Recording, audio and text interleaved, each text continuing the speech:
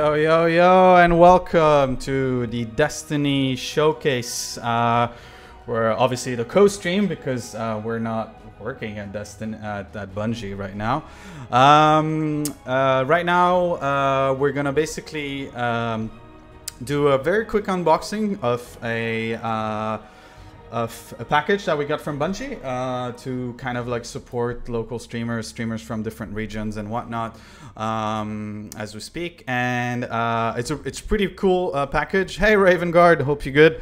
And welcome as your new follower. So we're gonna switch down to the other screen. Let me see where it is. Where is that one? We've seen, I think it's here. Nope. Oops. Seems like I didn't set it up. Ah, there we go. It's right here. Haha. So this is the package I got. Beautiful, beautiful package with a nice icon, as you guys can see. This is the form basically of Sabbath here, kind of like her wings, her wingspan and whatnot. There's a nice little Destiny 2 logo embossed at the top. So we open it up. Oof, there we go. Bit awkward for me to do this, but hey, at least you guys don't see the awkwardness, so that's good. Because it is pretty awkward. First of all, we got the key art emblem of the next expansion, so the Witch Queen. And then there's a little message on it. So basically, survive the truth. 7 years of destiny have led us to here, to the precipice of an adventure unlike any we've encountered before. Join us and begin to understand what lies ahead. Will you survive the truth? And like Savathorn said, truth can be a funny thing, indeed. Other than that, there's a small spicy ramen recipe. This one is actually found in the Destiny 2 cookbook, which is pretty cool. I mean, just a little tidbit. I know how to cook ramen, so I don't need that recipe. Other than that, we have a nice, beautiful lithograph of the Witch Queen emblem for the expansion. Really nicely printed on a canvas. Nothing extra special, with a nice little hole so we can hook it. Not sure if I'm gonna hook it, but hey, should be fun to use. Whoop, struck to the other end. Other than that, what do we got? We got some snacks and some divider right here. We got some snacks, some vegan snacks. Good thinking, Bungie, because I cannot consume dairy product anymore. It's coconut and cocoa popcorn. La, la, la, la. Hope you got your own. Then we have a beautiful notepad with the Destiny 2 logo and the engraved. It's all engraved on the inside. Obviously, it's empty, etc., with liners and whatnot. Really nice touch. And the pièce of résistance. We got the Destiny music box right here. As you can see, it's got the logo at the moment, as we can see.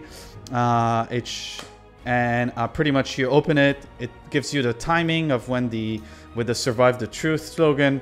It gives you the timing of the event. So pre-showcase starts now, basically. They're showcasing, I believe, some of fan artwork and etc.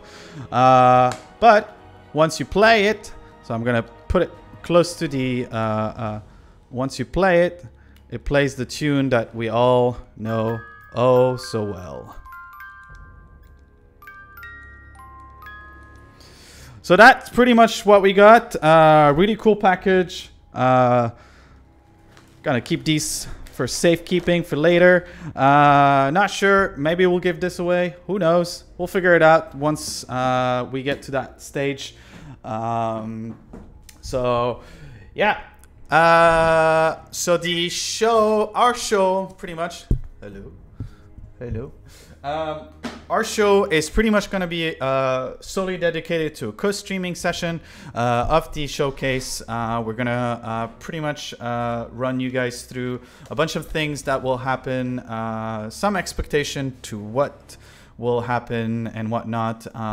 But in the meantime, I'm going to run the I'm gonna run the co-streaming overlay as we speak, so you guys can enjoy the pre-showcase, and we can take a look, all of us, what's going on so far.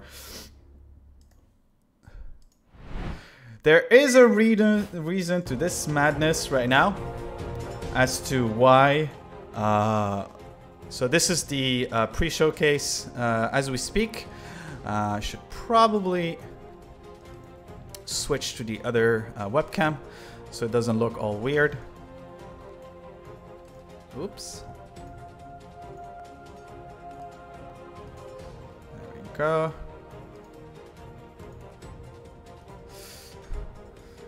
Yeah, I'm back. Salam ya Kozloli. Ahlo sala fik. Again, this is a stream that is dual language, so depending on the amount of people that are in the stream, I can switch to Arabic if majority is Arabic. I can switch to English. I can even pull some French and some Spanish. I know those languages as well. So feel free to let me know. So far we know that from EGM giving Combat Evolved Game of the Month and Perfect Hands to LAN parties. Oh, that is old days. To the thank you screen on Reach, to the D1 Alpha, to my girlfriend showing up on the corner of my bed with the Destiny PS4 to play with me. Oh man. To E3 in the Blacksmith Shader, to getting to see Destiny 2 at E3 with Tess, to her marrying me, and to old friends still playing Halo at our wedding, to Day 1 Deepstone Crypt. Can I speak Japanese? Nani? Nani? Not really. I mean, I know the basics from years of watching anime and whatnot, but nothing to have a decent conversation. Well, this is a really nice piece from Pedanticopus, I think. But yeah, things are gonna be pretty cool today. They're obviously gonna give us a lot of insight of what to expect in the future of Destiny. Obviously, a lot of it is gonna be showcasing the next expansion. Next expansion is obviously the Shadow Queen expansion, which will play a big pivotal focus on the Witch Queen, Savathun. Savathun, we've seen little hints here and there throughout these 7 years of playing. تفهم ياباني بس ما بتعرف تتكلمه ما عليك فهمك. حبيبي والله.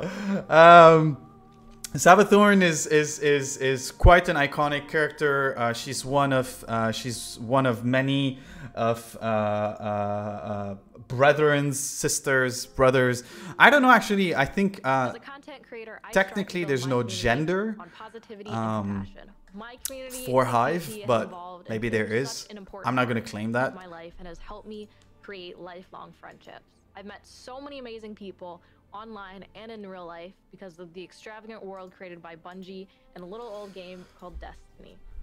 Some of my favorite memories include traveling to Bungie to reveal the Taken King, going to GCX and meeting so many amazing people, and raising money for St. Jude. I will cherish all of these memories, and I cannot wait to make more. So I personally, back in 2014, I actually worked for Bungie. I could potentially find an image of that. I worked for Bungie because, well, very simply, I used to work for a gaming company called Powerly Gaming, and we took care of the reveal launch event for Destiny 1. At that time, we had some great player. We got access to the game a little bit earlier, so we can kind of level up our players, and we basically showcased the game to a bunch of live audience, press, and a lot of other members of the community and whatnot, and a lot of Bungie fans and whatnot, but obviously a lot of people from the industry. That was done in Dubai. That was really a good moment. I will try to actually find you guys the I should be able to do that pretty easily. I will show you guys what that looked like. The Destiny 1 event in Dubai. It was really good because I was the host as well. So and so, you know, I was the guy basically that had to work on a script and do multiple different things to showcase. I will actually drop. Whoa. I will find you guys the video so I can show it here. There we go. There we go. Show you guys that launch event, which was pretty great during those days.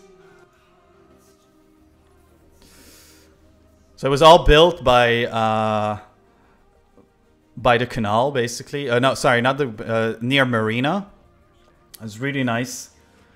We worked with a bunch of other companies, including Light Blue and whatnot. And yeah, that's pretty much it. That's just to give you a gist of what the event looked like. We had some really good fun doing this event, mainly because I'm personally a big fan. Like, Bungie is one of these ultimate game developers that I've cherished, that I've been following for many years, and really it was a great opportunity to be part of it and to play a part in this launch. We even had Deej send us a video message to the community. Yeah, here's me for a little while,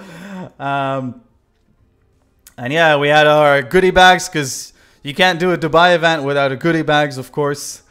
And then there was an after party, whatnot. Goodie bag had the collector edition of the game, basically. There we go. After a year of playing together online, we were all contacted by Bungie and asked if we'd like to be flown out to Germany to meet in person and to have that moment captured in a mini documentary. So when is the expansion? So I know there's been leak. I've been trying to dodge them as if like it's a bunch of bullets. I'm going like online trying to like just no. I don't want to see them. The plan, at least so far, what we know of the launch is that the next expansion will come out early next year. So probably they said Q1 2022. So that could be any time between January and March. So probably we're looking at February. That's usually the kind of like Q1, like, you know, key gaming calendar month where a lot of games usually are released, because it's, you know, it's a good month after New Year. People should have money at that point after spending so much during New Year. I am a former drug addict, and playing Destiny 1 kicked my drug addiction. Oh, that's a good story.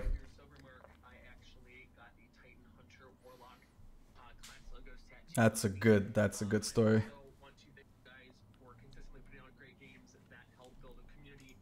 I have a lot of my friends worldwide, both here in the U.S., UK, Australia, and Europe, from playing Destiny and Destiny 1. So happy birthday, Bungie! And happy birthday.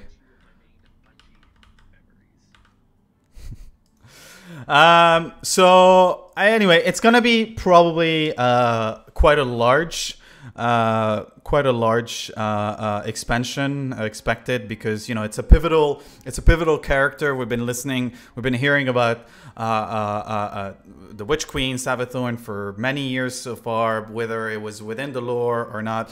She's related to Crota, the old Taken King, which we've defeated in Destiny 1. Not Crota, sorry. Oryx. Crota is one of his sons. And so she's got some of his power potentially. I don't think she's got the power to take, so like to turn other minions into Takens. My expectation is she might have something different. She is known to have the power of illusion, and she's like very witty and crafty. So she probably has some sort of, I don't know, some sort of brain mental power to kind of you know, like mind control probably. I don't know, no idea. We'll probably discover that. There's been also a lot of kind of like, you know, expectation, or not expectation, but like kind of like rumors, or how to say, prophecies, or whatever you want to call them, from the community, where oh, that's a nice pixel version of Sturm. So and our beloved Ramen and Cades. Kakish. Every day and playing Halo 3 custom games all night. Trash Compactor, Tremors, Duck Hunt, so many fantastic options. Stairway to Heaven. And then I think the moment I really got into Destiny and just fell in love with that game was during the Vault of Glass. Back then, exotics were really uncommon, and one of our teammates had a hard light. No one had ever seen it before, so we're all like, dude, what the heck is that gun? And he just goes, watch this. And of course, starts shooting off the walls, and we see all the bullets ricochet. Oh man, the ricochet. At that moment, I knew I was hooked. If only it's a good gun nowadays, but it's a good memory to have. I mean, I think like my ultimate memory that I will cherish from Destiny, especially from the early days, during the first couple of months after the launch of the Vault of Glass. I didn't have a clan. I didn't have that many players that I knew playing the game. Most of my friends actually switched to PlayStation 4. So most of my just as a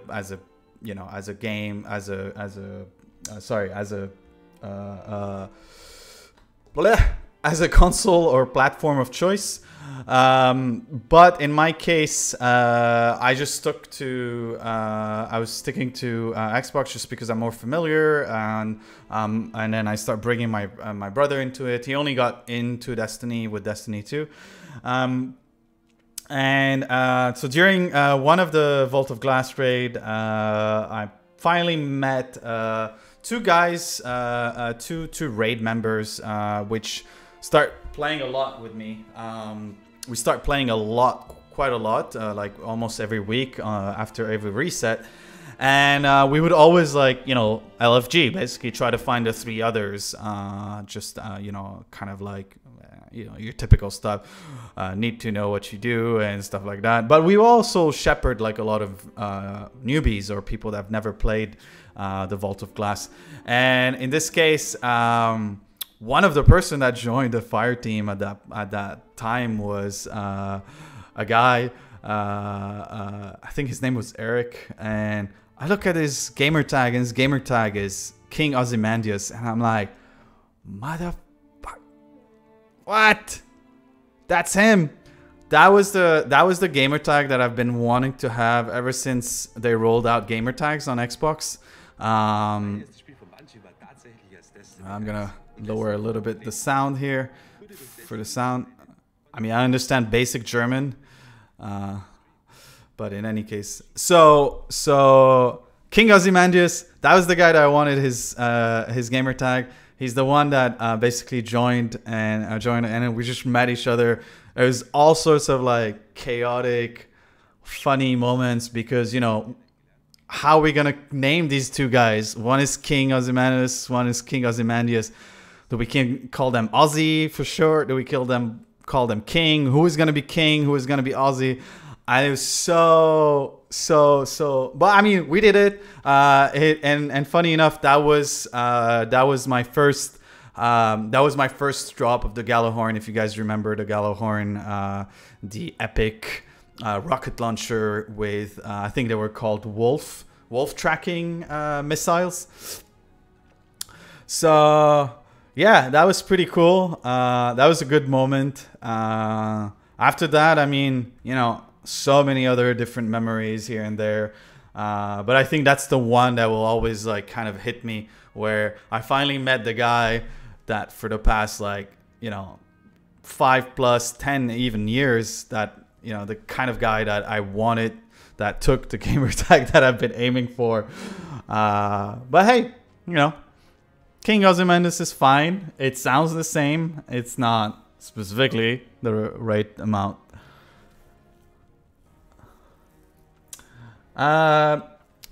There's also a lot of obviously, other than the reveal about the Witch Queen and the expansion, we're also going to look at they're also going to reveal a lot of what to expect with this season, this new season, which is season 15 at the moment. And season 15 basically officially launched today. It will launch at the reset, which is, if my memory serves me well, at 7 p.m. CET. That's roughly 8 p.m. Yo, the D Flawless. He's a good guy. This streamer. He's a good guy. And that was before I knew anything of the Destiny community, which really has captured my heart. Thank you so much, Bungie, for creating this world, this community of gamers, where I've found real friends, clanmates, been able to talk to people and interact with people who have inspired me throughout the years to launch my own community. Aw, how nice. Yeah, the Defaults is really good streamer. If you guys have a chance to follow him, he's quite witty. He really does a lot of fun ways to entertain people. He's got like these different personas that he acts upon. He's got like this sort of like typical, you know, African American mama that it always wants to feed its kid and stuff like that. You know, like very. I would say very cliched African American characters, basically. Almost like I forgot the name of that. Something Mama Louise. I forgot the name. There's a really good African American comedian that is known for playing these multiple roles in the obviously not what's his name? Turns out there's much more space here that we can play with. Let's do that.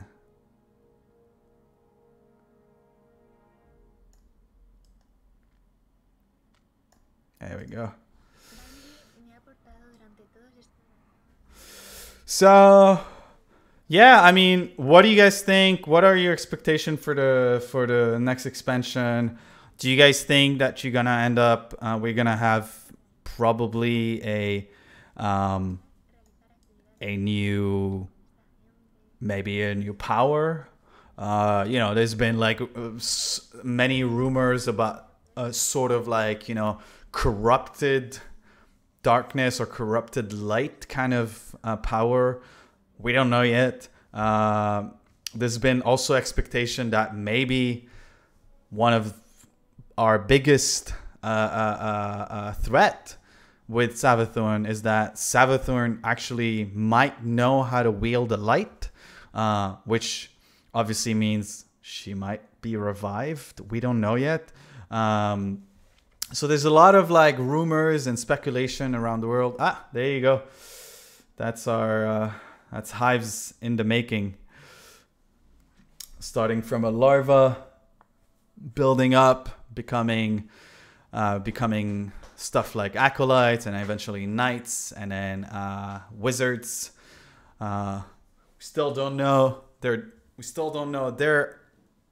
known preset. But I mean, my expectation is that, you know, because we know there's brood queens, and brood queens are basically, well, breeding machines for the hive.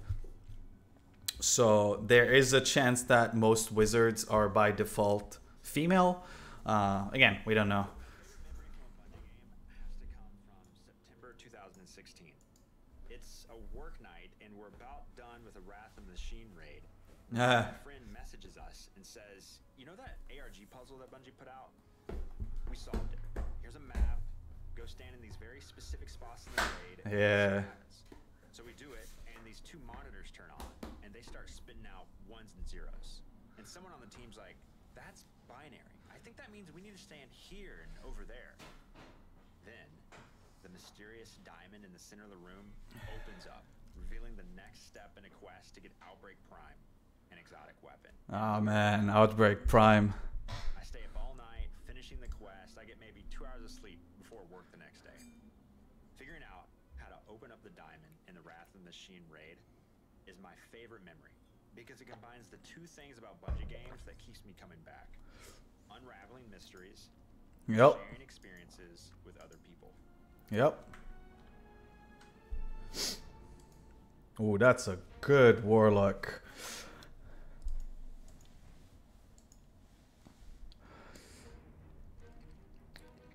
Right, I'm gonna turn off the camera just for probably like 5 minutes. I'm just gonna grab some more water, and you guys can enjoy the co-streaming in the background while I come back.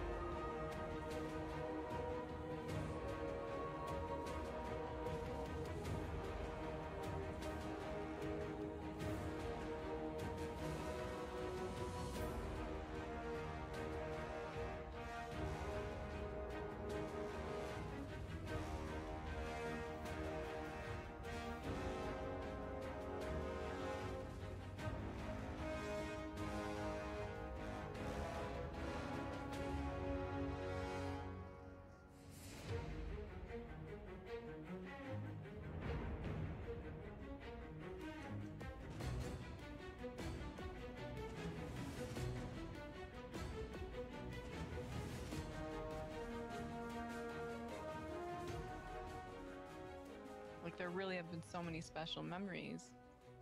I had 2 reoccurring Trials dates every week when Trials of Osiris was going on.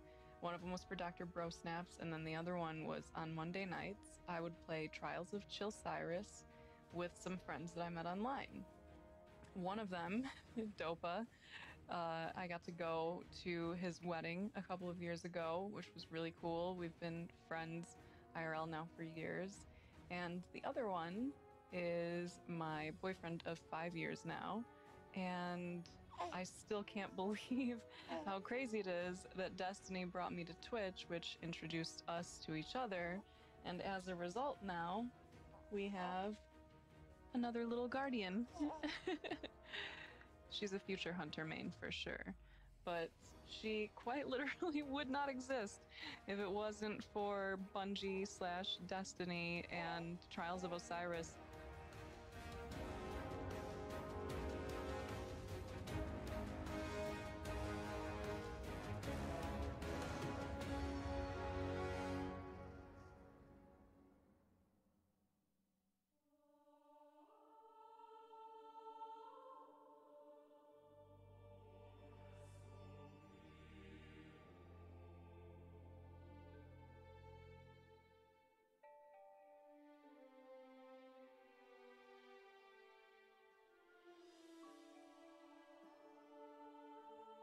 And I'm back.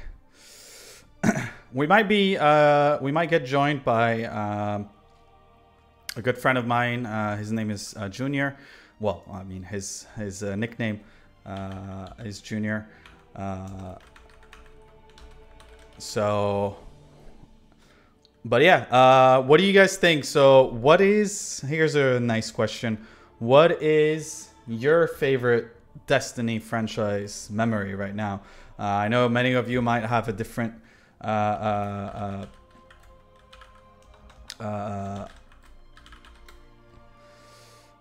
might have a different. I think another one of my favorite moments was the D2 reveal event, and I don't think there will ever be an event that will match that. And I could be wrong, but the room was shaking. Like everyone was so excited. Everyone was screaming. You didn't have to tell them to get excited because you could feel the energy in the room. Everyone was hyped. There was like this vibration in the room of how excited everyone was, and it was just, I remember just holding Watts' hands while the trailer was going on, and Zavala just came down, bubbled up, and I'm pretty sure we cried together. We cried while holding hands watching the cinematic trailer for the D2 event. So I remember that being such a huge moment, and I just knew that I was a part of something that was way bigger than I thought. Yeah, for me it was Forsaken. The death of Kate 6 really shattered me. I mean, you know, there was speculations and stuff like that, but like I did not expect it would happen. And it's funny because like you know, the voice actor of Kate 6. There we go. Here's our good friend Junior. Hello. Hey man. How we doing? We're just talking about Kate 6 and Nathan Fillion, who played the voice of Kate 6. And funny enough, most of the Nathan Fillion is pretty known for his work on a sci-fi series known as Firefly, and a lot of the actors from Firefly are actually in Destiny. You got Lance Reddick. You had the old voice actress of Ikora is in it as well. So there's a lot of like it almost felt like the Firefly all-star of voice actors in the. So Junior, I asked a good question to the audience. I think you might have a different experience. What is your favorite Destiny? I know you didn't play Destiny 1, but what is your favorite Destiny 2 memory so far? I think that my favorite Bungie memories so far are always probably going to be my childhood parties. I will say not to the moment. As of now.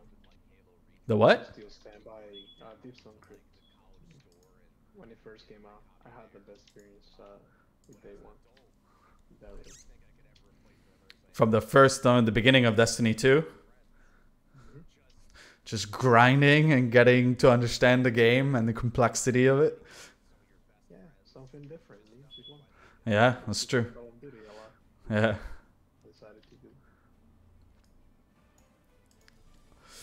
So we're roughly almost 25 minutes away from the showcase. Like I said, for those of you that just joined, the showcase will probably show a lot of the upcoming season 15, which starts at the reset today. It's probably the closing chapter that we're gonna experience before the launch of the next expansion, the Witch Queen. I've been dodging, I don't know about you, but I've been dodging like dramatically, as if like I'm being shot with spoilers and leaks and whatnot here and there. I've been trying to dodge as much as possible everything by trying not to be on Twitter and preventing myself from ending up on Reddit or something like that. I know there was a lot of talk about like leaks. I mean, leaks, you know, in general, like in gaming publishing industry are really bad because, you know, a lot of the planning is based on these, you know, iconic moment, iconic reveal that would just make this thing much bigger. One of my favorite memories through all of this. Look, it's Dato. Being in that house with them for a few days, just hanging out, everybody chilling together, and just having a really, really good time. So I never would have had that without. I'm currently doing a GM right now. So. You're doing a GM? I thought the game is in what is it called, in maintenance as we speak. No? No, should be an hour or more, or half an hour. Interesting. Yeah, I'm constantly checking the update page to see if there's an update that is being pushed.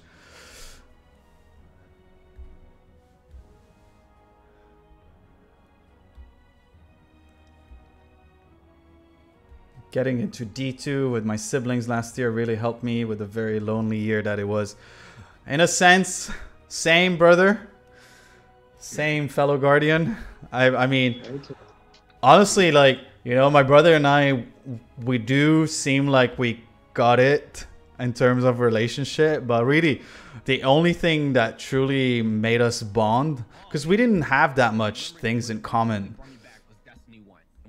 It's Umaze. We played it on week 2, and when we first experienced the raids, me and the boys from work, I didn't really know too many people. We went in that raid, man, and we defeated the first encounter. We beat the first encounter. Yeah. My brother and hey, Forsen, hope you're good. My brother and I actually, we never really bonded over anything except games. And when I moved out of Lebanon and start traveling and living in other countries like the UAE, like the Emirates, and now I'm in the Netherlands, you know, things kind of drift apart because we used to play a lot of co-op shit, you know. We used to play I remember a lot of Resident Evil 4 Mercenaries back in those days. Yeah, we used to play a lot of old school RPGs together, like not really old school, but just in general things that we clicked together. A lot of Final Fantasy, where, you know, I would help him, where he would play a little bit, I would carry on and play more. You know, because we didn't have multiple consoles and whatnot. But really, the only thing where we look who it is. Rami Ismail. It's 4 friends sitting in a room, everybody with their own Xbox, everybody with their own TV, and everybody yelling at each other because the one person keeps bringing the gravity hammer into the elevator, killing all of us. It's Destiny with a crew, 6 people, tired, long night, and you haven't beat the raid boss, and you want to beat that raid boss, and the last run it works, and you yell for 25 minutes before you walk pretty off. smoothly. Already done 2 GMs. It's gonna be what they want. Oh, TR Blue Jay, really good content creator, by the way. He's done a lot of nice videos. He's a very talented 3D animator. He's done a lot. He's done a beautiful rendition of a sort of a Overwatch themed play of the game, but with a Destiny hunter, specifically a solar tree hunter. Really cool. I think it was with the Presage scout rifle and a knife in the end and whatnot. It was pretty cool. Pretty cool video. I mean, I personally loved it because I have a lot of connection with Overwatch because I used to work for Blizzard for many years, and what was your experience? Was it? My experience was, you know, my experience with Blizzard in relation to Destiny is that I joined Blizzard exactly 2 days before the launch of Forsaken. So I was very disappointed first because I didn't get the loot as a Blizzard employee for working on the launch of Forsaken. But in any case, it was still a great experience. I've learned a lot from Overwatch. I've also witnessed a lot of bad shit that I've been quite outspoken about. But, you know, it's a story for another day. Nothing that I'm not gonna open that kind of worm in this on this stream. Right. So on the Destiny channel, they're asking the community, what is your favorite Destiny raid? I myself, I think, yeah, definitely definitely the Taken King, the what was it called? Actually, it was called the King's Fall, I think it was called. What was it called again? The Taking King's Fall. King's Fall, yeah. That for sure. Wait, do you play Destiny 1? I thought you didn't. A little bit. Oh, Not too much. Just around the end. Yeah, just around the end, like less than a year. Yeah. Yeah, that for me was like probably the best. Mechanics wise, like it was just so beautiful. I love the final confrontation with Oryx. It's just magical to see that behemoth of a monster in front of you that you're gonna have to defeat.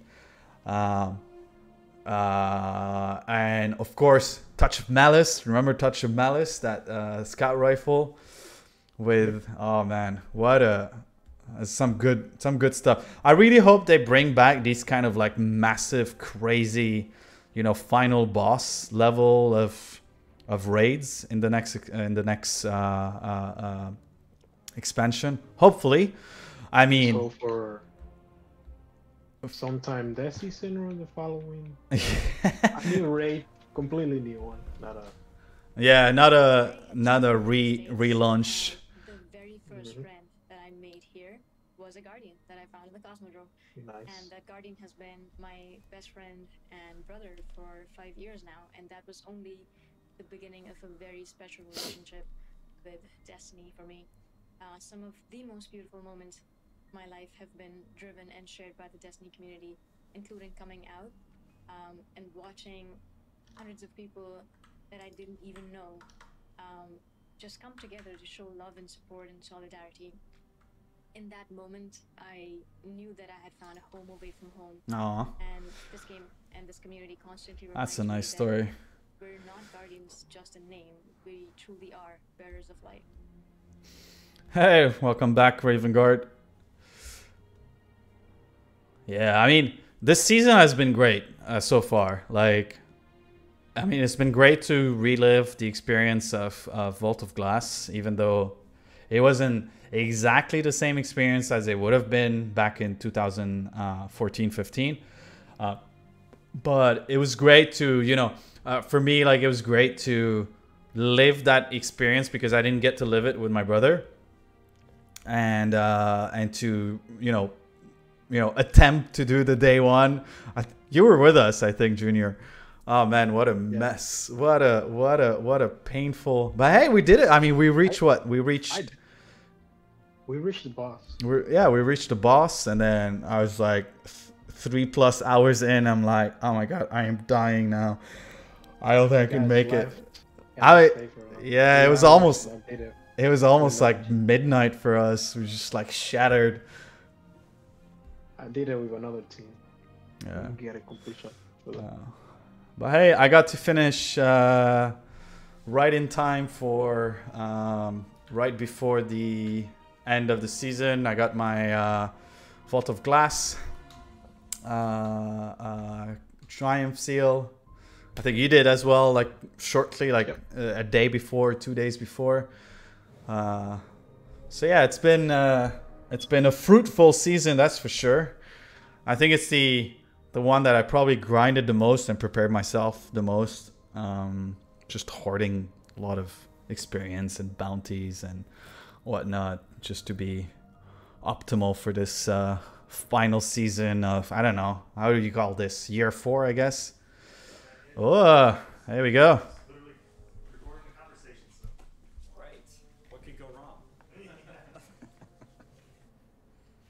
Oh man, he lost a lot of weight, huh? I was a lot. Luke Smith. Oh, I finally got the role I was looking for. But you're, I mean, Oh, you were not that much that's what older. I'm talking about. Like, you weren't that much older. Like, what is Yeah, that? triple tap work. All the way back. Nice. Take me all the way back to the like, Hey, the cool. moment where you're like, I want to do that. Have to do this. There's a funny thing for like a lot of my life. So it seems like the when people would co-stream started now. And you got Luke Smith. I just like started making games, and it seemed like it was fun, and I kept doing it. And when I really started thinking back to my childhood, Need to look at the stream. like I've been obsessed with how like rules can change human behavior and how you can all agree. Guys, let me know if the level is high enough, if I can up it up if needed. You know, as a kid, would Just gonna up it up just in play case. cards all night and laugh and interact in whatever way that they did, and yet you could take a different set of rules. For example, a set of rules that a 5-year-old made with the best of intentions, and the adults would like nod and laugh, but they would only play that game for 3 minutes. Is your brother able to join the Discord at least? Always fascinated me. My brother is at the realized, beach. like, looking back on it, that Oh, he's enjoying himself. With my wife and my son. They didn't want to play. I mean, because we start as a game designer and you suck. Like, you're terrible. Like, your games are horrible. That's They're not great. even games. They're just. I mean, it's almost you're just like a little tyrant trying to get people to do things. I'll probably meet him over I there. remember like building. I probably spent like weeks building this like Weather's really shit. complex. It's the only first proper good weather day in the index past cards, month. And I'd like drawn pictures of monsters and everything like this. And I remember finally been getting, raining? a friend to play it. Just wet at school, and it was like the first dice roll, like some creature like killed his character or something. It was just like the worst possible, like outcome. And I was like in 4th grade or something. But some kids look at the garbage truck and are like, that big, powerful machine. Like, that's what I want to be. But to me, it was the deck of cards. Like, I want to know how to control that. Like power to build an experience that. Did they people start come with into the and showcase or still a couple times left? No, they're starting to talk. There's a conversation between Luke Smith and Aaron, the It's kind of crazy. sort of before computers. And of art, course, right? I saw games on computers, and I was like, big ass art director in a sense. My perception, based on all of our time together, has actually been like you are more interested in the making of them in a bunch of ways than playing them. Like, playing games isn't like it's not an explicit hobby of yours. Like, you're educating yourself. It's more work, but it's like you're always making stuff. Yeah, I think this is true, and I feel a little bit like guilty about it sometimes, because I think it is the most dangerous thing as a designer to enjoy the making more than the playing, right? Because the number of things you can enjoy making is infinitely larger than the number of things that you can enjoy playing, right? Much less other people can enjoy playing. And so, yeah, what you say is true, and I feel like it's sort of like an addiction that I've had to fight so that I make things that are worthwhile. Because it's, the whole shtick to me is about, touching other people, like, somehow. Yeah. So we talked a little bit about kind of the origin. I want to jump ahead again. I'm going to jump to my life. Origin. 2004. The origin of the game. I remember I finished the making. campaign for Halo 2, and my friends and I got distracted a bunch by the multiplayer, and I finished it the same night I finished Metal Gear 3. And after I finished both of those games, I went and watched this Vidoc. Have you been flawless this weekend? I look at What? it now and I met a bunch of you. Have you gone flawless this I didn't weekend? pick up on all the human Yeah, suffering once. in this documentary. The Have first you time- done the first time I was just hoping to get a good SMG, but I didn't. Do I get to sign your? No, do you Halo remember? copy? Do you remember this? I looked for it actually before I came in today. Uh. I don't think I have it anymore. You don't? What Yeah, is he no, I gonna remember this one. reveal? Yeah. Okay. Yeah. Okay. Yeah. Yeah. So this is what is this from? Like, what is this actually? I've like wondered this. Like, what is this?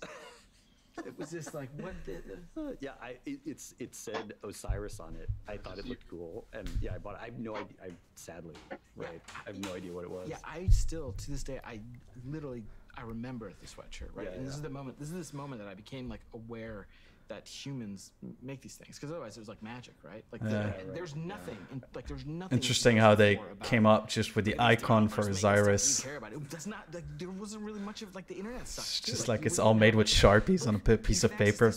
None of that. It was a totally different time. So I'm watching this documentary, and this dude shows up, and so the paraphrase is like, you know, it's like the cynical game. 10 minutes. Something You should doesn't grab start. us in 5 minutes.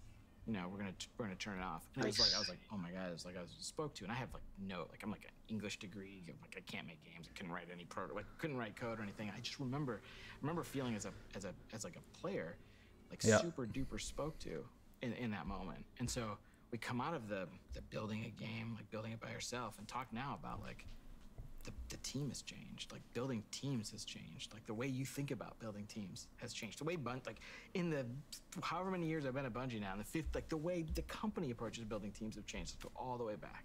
Took a long time to get into. Like, yeah. Building the team for Halo 1 and Halo 2. I mean, it was different, you know, it's different. It's different ways of doing, you know, team building and structure for a specific game is completely different. Like the team that worked on Halo is not structured the same way as when they ended up working on Destiny. We should have about building teams and how important teams are. Back then, it was almost just this, snowball that was rolling downhill of people who liked our game. But when you make a PvP game, the first thing should come to mind is the same thing. So you have it or not. Yeah, it was just a bunch of people trying to do their best. Very obvious, no matter the they had when they played games, and people always you can get pretty far on passion and talent, but it sometimes makes things really hard when you're not being seeing a guy on PvE with limited wiggle. The design of well, I mean, relative to the there's definitely a split in that end. Yeah, it made Halo 2 super challenging for a bunch of reasons, but yeah, I don't know. I guess that's and past Jason would tell me like, you're an idiot. We were thinking about all that stuff. You just had to learn. But like when I look back, like he wasn't thinking about that stuff. What was he thinking about? I mean, he was just thinking about the game, but I mean, I don't know. I always think, I think my past self is like not really that sharp because I mean, every year we've learned so much. I feel, and so I look back and I think that that guy must be an idiot because look at all the stuff I learned just this year on Halo 1. Like I didn't know anything, but I go back and I found one of the notebooks from. I wonder how long it's gonna last. Like that guy wasn't an idiot. Like, what? Destiny or that conversation? Huh? There's a lot of like super the showcase. Exploration and thought and like possibilities that didn't end up in the game. My expectation is probably 45 minutes. I don't know what to make of that because I feel like I've learned so much, but when I go back, I'm sort of like with a nice, right? Yeah. What was happening in my mind. Yeah. It's pretty embarrassing when I think about I think about my life in terms of decades and like what are like the big lessons from the decades. And when I like articulate one of the like a lesson from my 30s, it's like so embarrassing. Give me one from yours. Oh man. I mean, I really started Destiny 1 not understanding anything. The value of having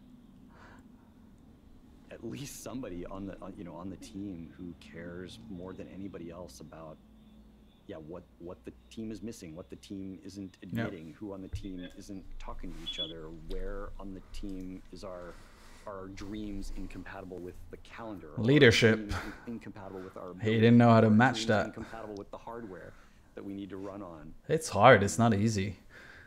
And I saw production. It's easier said than done. A calendar and a schedule. And I understand. It's true that a schedule is not going on behind the thing that you use to sort of test people's understanding of reality, in the sense of can the things we want to do fit in the time that we think we have, and how are we tracking against that? But I saw it as like an end in itself, and of course it irritated me, and I didn't pay attention to it. But God, like embracing all that stuff is a thing that will be front and center in anything that I do, anything I do in the future.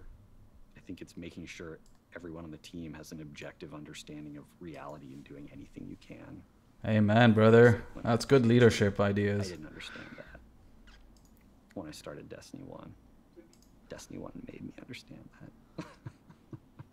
So what I want to talk about now is where computers are heading. Where's it going? Remember, today we're getting a leak.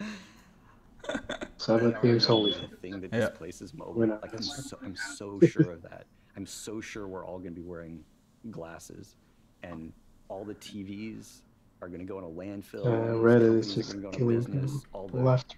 cracks in our ceiling are going to get fixed in our glasses. Like, so many people are going to end up with virtual pets and windows out to the Taj Mahal or the Eiffel Tower, and maybe it'll be 20 years. Like, I think it's gonna be a lot sooner than that. Oh, we're gonna survive until we see that kind of world. The reason that you're gonna know it's gonna given the state of the world as we are. Like, everybody's gonna think it's ridiculous. When the iPhone, came out, the stuff people were saying to like not admit that they were holding like the longest 5 minutes sun in their hands that was gonna change the world. Like, the stuff people said was ridiculous. Yeah. And people are going to do that again. And the other interesting thing about AR is if you have AR, you have to have local compute because you need high frame rate. You need to be able to render all kinds of crazy stuff like right on there, the spot, like within 2 feet of your body. Yeah, which means I think like all the cloud computing stuff is totally going to happen. Absolutely going to be a thing. We're not going to transition fully to thin client. But yeah, those would be my 2 predictions. Local compute never goes away. AR displaces mobile, like 100%. So on a long enough horizon, how are we gonna get ready for that? We got. It's, it's a great question, and I think the answer is like we already are. Like, I don't think what's gonna happen is there's going to be a whole new slew of games that can only happen in AR. I mean, there's definitely going to be some. But I think in a lot of cases what's going to happen is people are going to throw away their TV and have a way bigger TV. Or they're going to go to a totally virtual space that has a bigger... it's giving me problems. I think battery's dead. Or strategy games in a different way. But I think people are always going to be playing first-person shooters, with some kind of input device on like a virtual, window in their visual field. And so I think a bunch of the stuff that we're great at doesn't, get tipped over by this. Thing we're great at. All right, so let's go all the way back. Bungie games, someday. Not the company's still there, but I think a lot about my life through the lens of what would go on my tombstone. I just do. I think it's like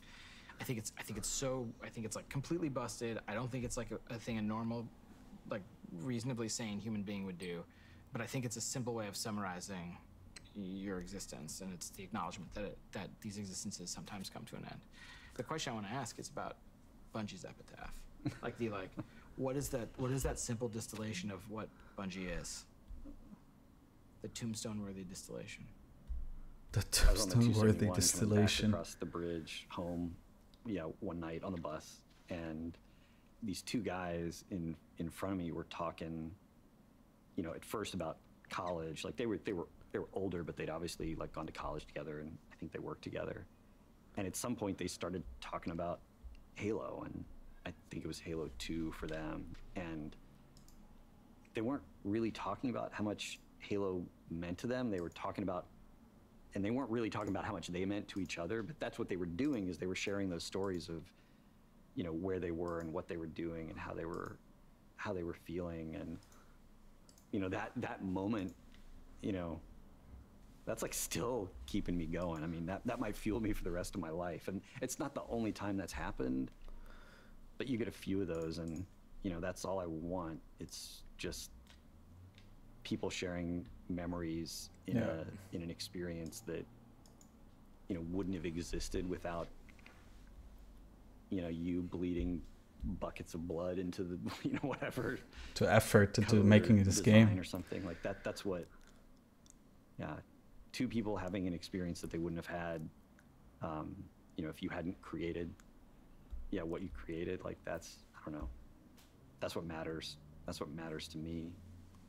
The legacy. We're done. We're done.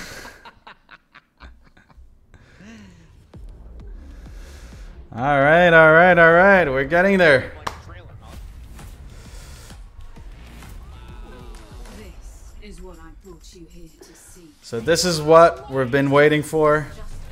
Hopefully, they're gonna break all of our expectation. As we say in the Middle East, inshallah. God willing. I'm not even a believer or anything, but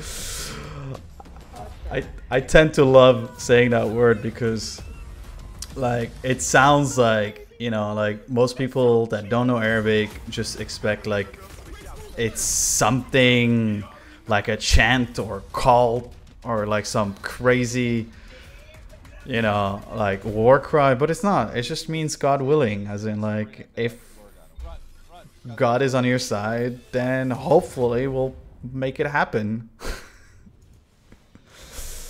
9, 8, 7, 6, 5, 4, 3, 2, 1. All right, make us proud, Bungie. Welcome, Guardians. This year we're celebrating our journey with you, whether you joined us 30 years ago or if it just started today. This game is in our blood. The Destiny team is full of Destiny fans. Folks who came here because Destiny was their favorite hobby. Folks who log out from work in the evening and log in to play with their clan. The team we have today is committed to relentlessly upgrading this game that we all love.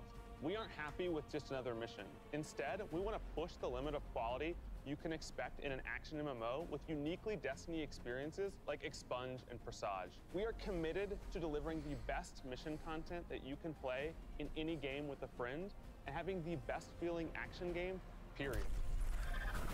Hell yeah. And this shows through in the passion that we see for Destiny 2. Since we declared independence 2 years ago, the Destiny community has grown by over 20 million new players. Wow, that's a and it lot of continues to grow players. faster than we ever could have predicted. I think the numbers, last number they've talked about was just around 18 million. It's a lot of players. You represent Destiny. You help make it better every year, and you are so welcoming and supportive of every new Guardian that sets foot in the tower. And only a handful of us are going to be up here today. Most of them are in their homes, Yep. at their desks, working hard to bring the next part of Destiny to life. It's a huge honor representing such an incredible team and introducing the next chapter of Destiny 2. Hey, standing desk. Without further ado, this is the Witch Queen. There we go. Let's go.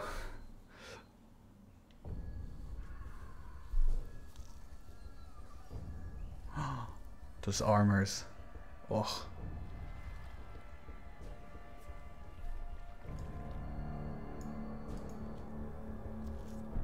Ikora.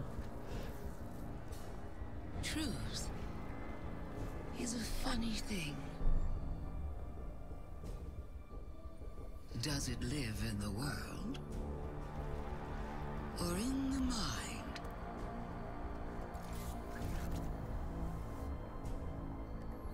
Is it constant or can it be bent? What? Who decides what is true? In this universe of light and dark, there is no greater power. Tell me, little lights, what is your truth now? Whoa. Are those Hive ghosts? No. No. Holy shit.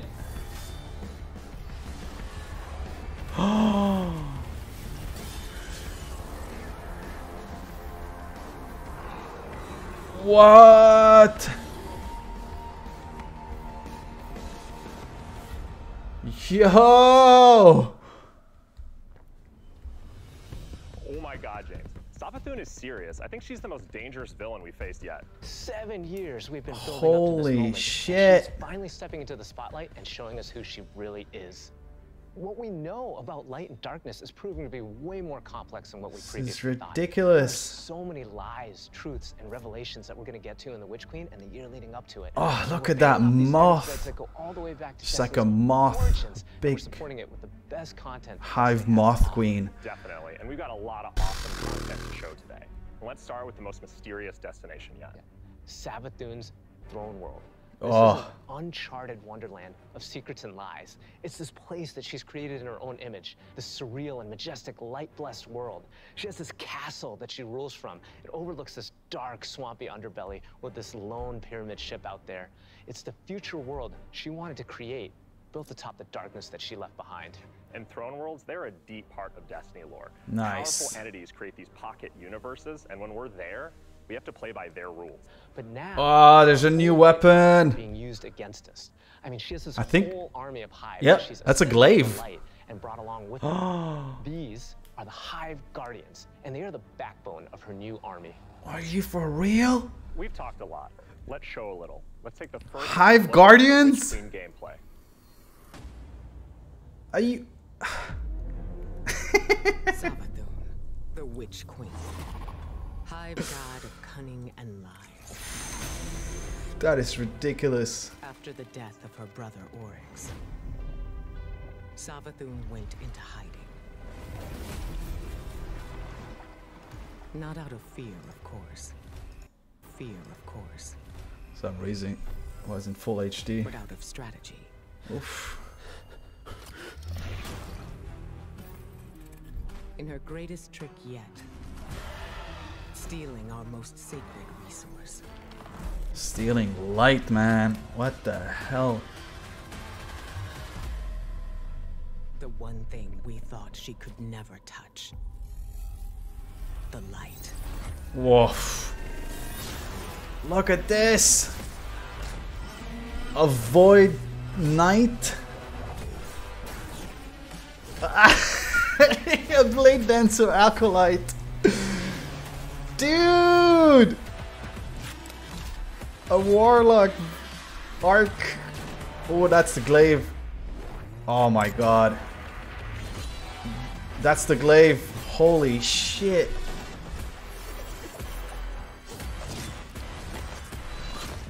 Oof. Nice. Nice. That is ridiculous. I cannot wait just to reach out and just crush a Hive Ghost in my hand. Yeah, I mean, we've been defined by the light for so long. This is uncharted territory for us. I mean, we're in strange new places. Like, the throne world, it's haunting, but it's gorgeous. It's beautiful. There's Look a lot at to that. love. There's a few things we saw in the trailer that we haven't talked about yet. Savathun and her Lucent Brood. This is the biggest threat Guardians have faced yet, so we need to find new weapons to match their power. Yeah, the glaive. The Glaive. I love this thing. Oh, It's brutal and look at elegant. that. It's this new energy weapon with melee abilities, mid-range projectiles, and defensive capabilities. Nice. It's our first ever first-person melee weapon, and it is such an awesome tool for the battlefield. Oof. Oh, I love So glaives. good. Just jump in and unleash these brutal melee combos and transition right to an energy blast.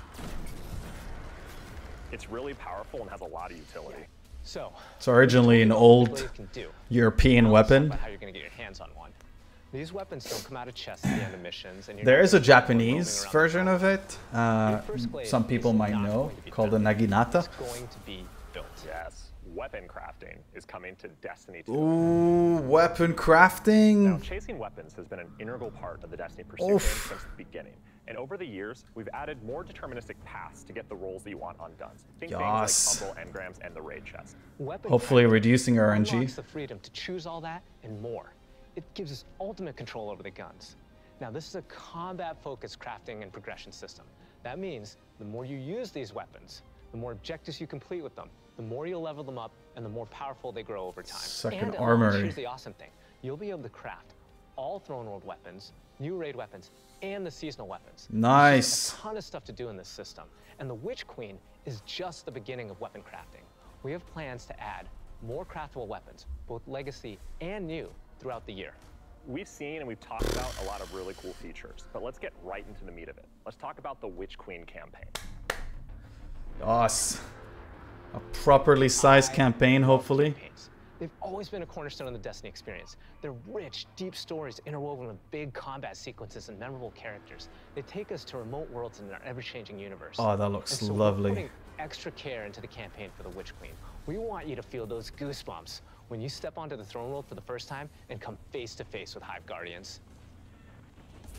And every one of the missions has its own unique fantasy. Like, what does it feel like to storm a castle or just go straight into the depths of hell? If you like games with standalone campaigns like Doom, Titanfall 2, God of War, and Halo, then the Witch Queen is for you. Yeah. All right, let's see. Please. In addition to our classic normal mode, Legendary is our tougher, aspirational version of the campaign, where the enemies hit harder and respawning is heavily restricted. So every battle is a gut punch. Oh, wow. Every boss is a worthy adversary. It's like a Grandmaster version of single-player campaign. If you persist and you get to the end, your time will be well rewarded. Whether you want to play solo or with a fire team, the difficulty will scale based on how many people you bring. Here we go, one last trip down memory lane. I remember So camping good. out the Predator for Destiny 1 because I just had to have the Ghost. To me, it was like the symbol of Destiny. And if you care about that stuff like me, you're going to want to get your hands on the Collector's Edition because you're going to get a Hive No. buddy to go up on the shelf with. No. Ah, god damn it, Bungie. What are you doing to me?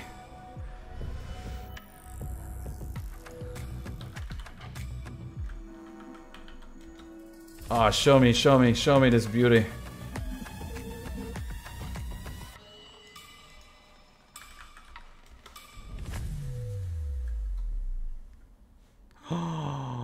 Oh, that is gorgeous. I'm so excited for this one, and that's not even everything that's in there too. I know. Those are the hero items, and they're, I think, one of the best ones that we've ever done. Collector's editions have always been like this really perfect jumping point to enter the worlds that we build, and actually lifting like in-world objects and putting them in players' hands is it's just a good feeling. We don't just put random items. Everything in there means something, and it helps push the narrative, and there might be some puzzles to unlock in there as well.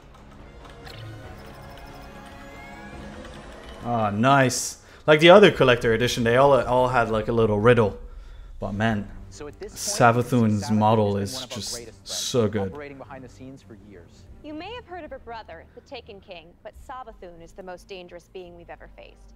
She's cunning, elusive, she works in the shadows, so in a way, Savathun is new to all of us. Exactly, and now it's time to finally see this legend reveal herself and change the Destiny universe forever.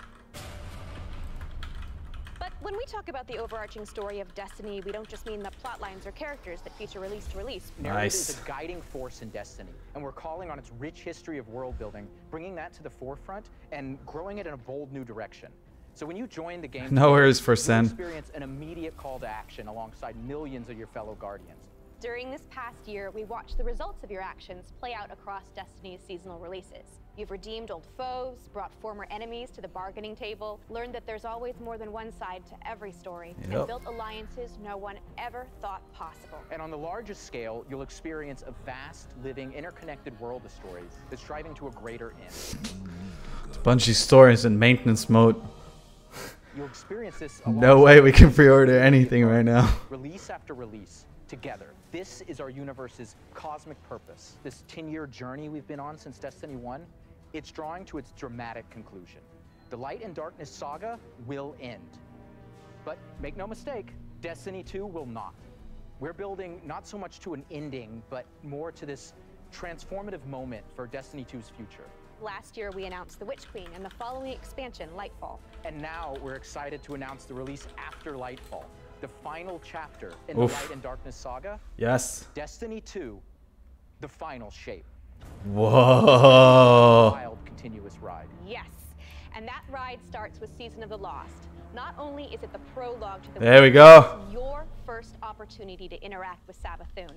But rather than spoil it for you, why don't we take a look?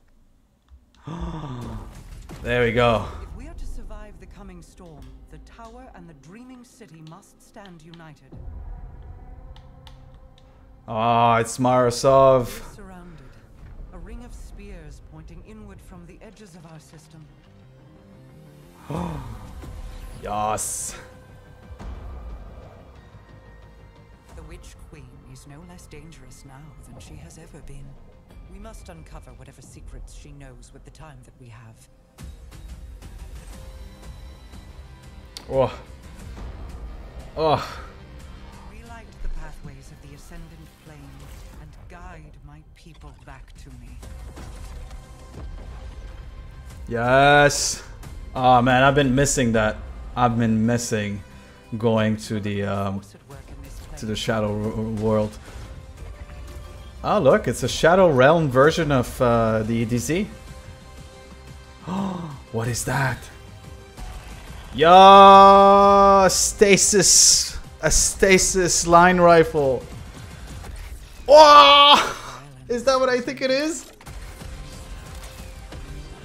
No, it's not. Oh shit! I thought it was No Land Beyond. Oh man.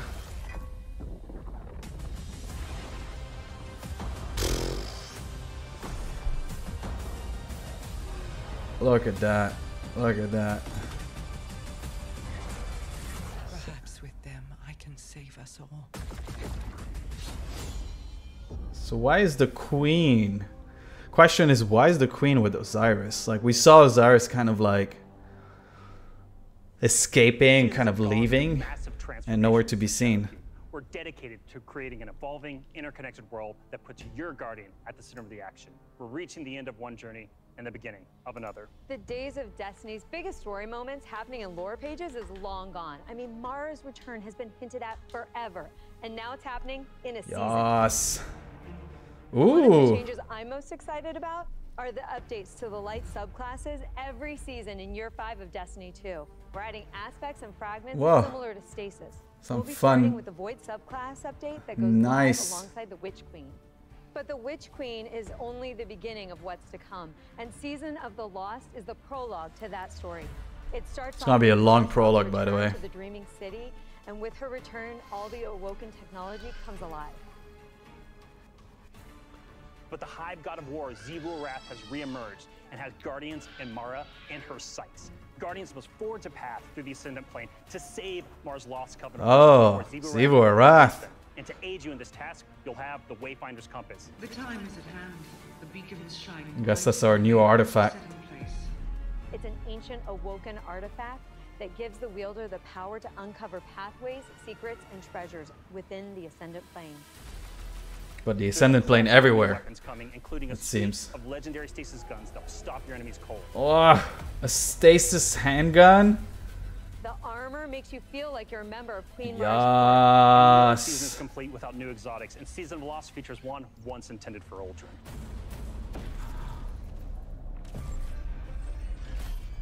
Let's take a moment to talk about Trials. So Oh. Trials of Osiris is the endgame aspirational PvP activity and more popular than ever. Oh. Two of the Oh. biggest asks from our community have been adding anti-cheat and adding matchmaking.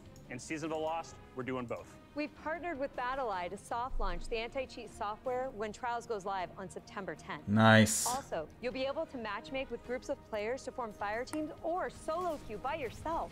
And we've remixed how rewards are distributed to give all players the opportunity to earn To some get of the something best in weapons return. and coolest armor That is in the great. game. That's right. We're shifting away from winning matches as a primary way to earn loot, and instead, winning individual rounds and completing matches will allow you to earn some rewards. But Going Flawless hasn't changed. So if you want to flex those PvP skills, the Flawless chest will still be the only place to earn adept trials weapons and unique cosmetics. But All is right, there so the new next stuff? section of Destiny begins right after That's- the stream with Season of the Lost. Return to the Dreaming City with Mara That's Song what we need and to know. learn the mystic art of wayfinding. I'm so excited crossplay is going live today. And today is your first opportunity to jump into Destiny with friends on any platform from all over the world, playing together. Hell yeah.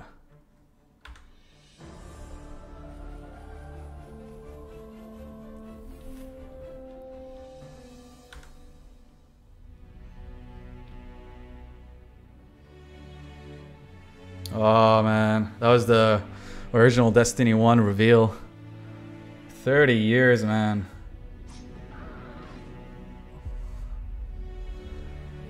Yes. Oh man, this is what made me fall in love with Bungie in general. It's just like everything they've done for the Halo franchise, like just such an iconic game. It's my first vlog. That's my first team.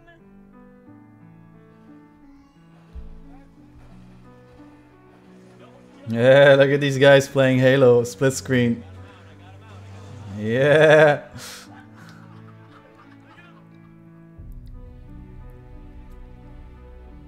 As a company that prides itself on taking care of its employees and their significant others and their communities and those who are in need, it's pretty devastating as we look at the racism in America. And our intention is to do better and to leave the world in a better place. We want to be a part of that social change. And one of the very few that actually did something and not just like used it as a PR. As a PR tool, like they genuinely help, and they want to help the greater good. I mean, they're probably one of the very few that like gave back to Australia when they had the wildfires, you know. Ah, Deej. Good old days, man. Deej is gone now. He's at another company.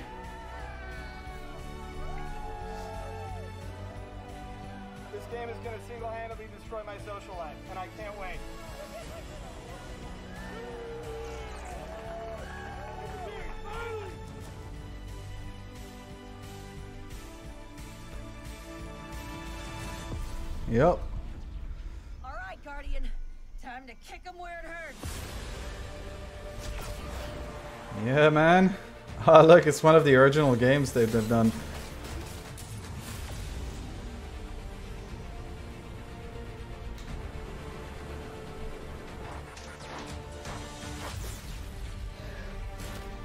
Rest in peace, Cade. Ah, Saladin. Olvern. Oof. Oof. What? Oh, what a transition. What a transition. Yeah, the Gallahorn.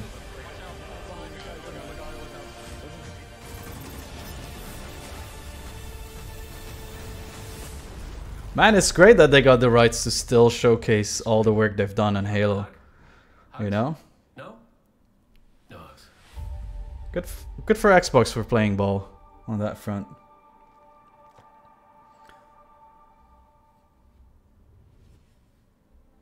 How do you follow that? Wow, 30 years. And I remember when Halo first launched, and my friends and I completed the entire campaign in a single epic play session. And as the credits rolled, I knew that Bungie had transformed console gaming forever, and that I would be a lifelong fan. Yeah, it changed how we played games too.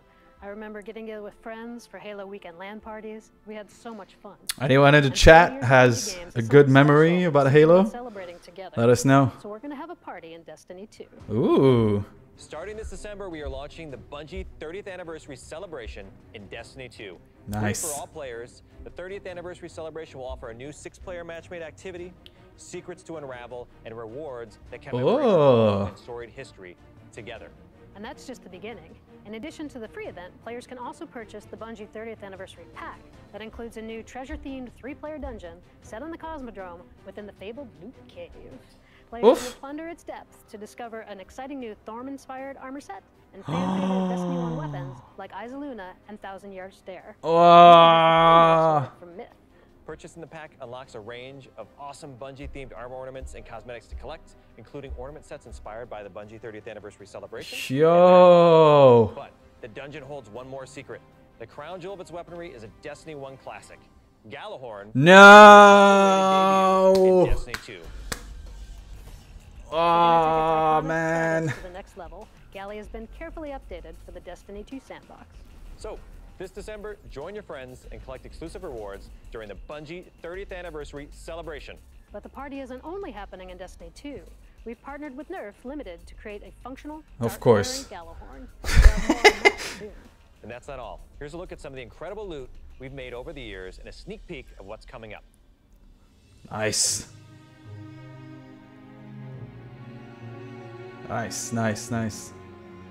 Hey! I can't believe That little rabbit is actually in my 30 years. is in my PC right now as we Let's speak. Think of all the games and products that have come out over these years. Yeah, starting Operation Desert Storm, Pathways into Darkness, Marathon, Myth, Oni, Halo, Oni. and Destiny. 7 years of Destiny. It's an amazing journey. Yep. So excited. You know, we have a lot of really cool stuff coming up and a lot of other things in the works, of course, as always. But Yeah. I mean, what do we have? We have the Fallen Captain statue, which is incredible. And then we have the helmet, the Celestial Nighthawk That thing helmet. is so cool. Those new? And, my favorite, the Arcadia jump ship. Yeah, I get goosebumps just thinking about that. You know, it really gives me that nostalgia. That's the first ship you get in Destiny 1 We're gonna celebrate when you're revived as a guardian. 30-year heritage, but the 7-year heritage of Destiny. Yeah. And it definitely gives you the feels. Nice. Look at these. Don't care much about a gun, but I want that. I want that seal. I want that 30th anniversary seal. Oh, it's just gorgeous. Oh, that's the raid jacket in the back. Thank you for being on this journey with us, whether it started this year or 30 And the years LP ago. that We've is right just here started behind talking me. about the Witch Queen today. You've got our first peek at weapon crafting, our definitively Destiny campaign, the Glaive, and a year full of updates to all our light. Blackburn with a stash. All of this and more is coming alongside Sabbath's long-awaited arrival, front and center to the Destiny universe.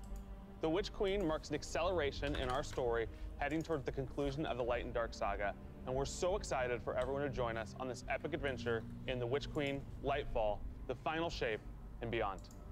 And The Witch Queen is beyond. going to kick off another amazing year of Destiny with 4 great seasons packed with all of the narrative, events, and rewards that you've come to expect from us.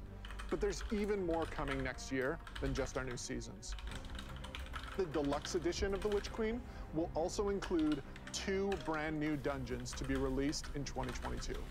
And we're also going to be remastering another classic Destiny 1 raid Nah. and releasing it free for all players. This means going forward, starting this December with our 30th anniversary event, there will be a new piece of raid or dungeon content in the game every 3 months. We want a new raid, not a In remade. 2022, we will also be adding legacy rotations for raids and dungeons. Ooh. Meaning every week, there will be new ways to earn rewards in both the latest and greatest Oh, look at content that. and raids and I dungeons. think they're bringing back Wrath of If the you Machine. love amazing in-game content, we want to prove that no other game offers more quality and more variety than Destiny 2. We hope that you've enjoyed a look into the future of Destiny 2. Witch Queen pre-orders are available wherever you play Destiny. Crossplay is live on all devices, and Season of the Lost kicks off today. See you in game.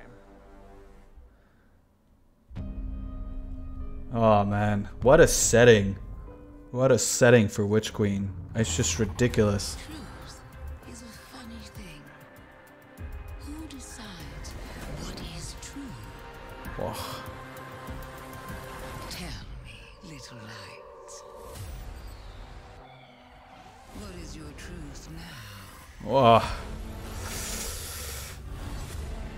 The Witch Queen is no less dangerous now. Gotta kill her and make her head my armor piece.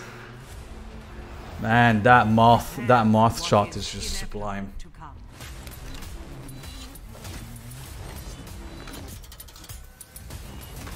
Yes.